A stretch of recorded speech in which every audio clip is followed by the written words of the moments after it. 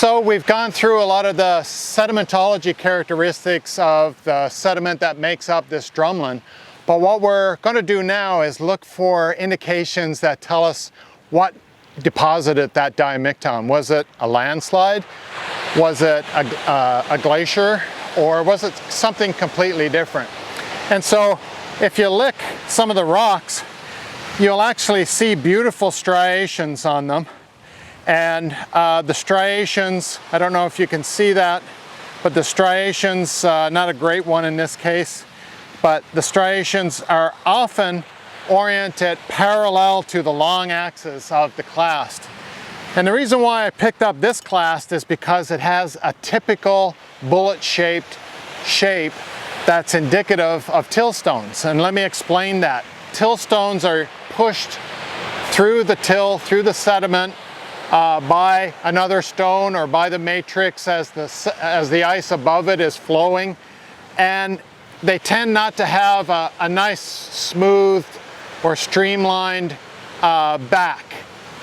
So, but in front we often see a blunt point, and quite often we see two sides and a flat bottom.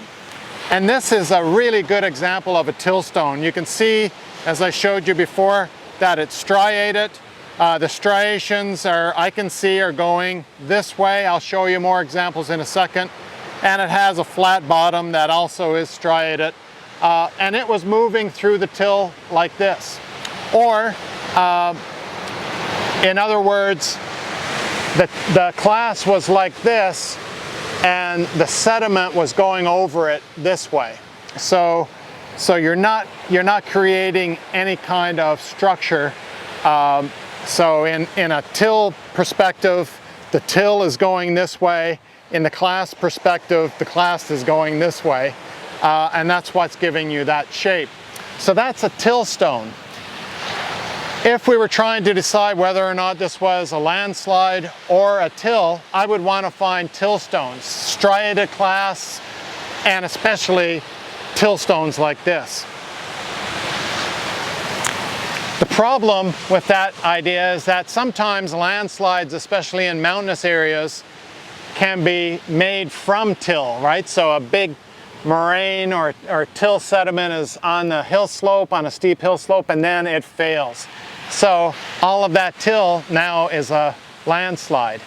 We'll come back to that in a couple of minutes to figure out how we can get around that problem with determining whether or not this diamicton was glacially deposited.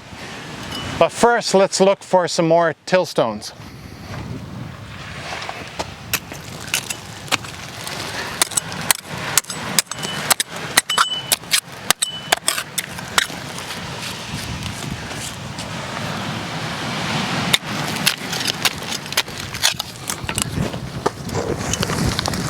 Okay, this is not a bad one.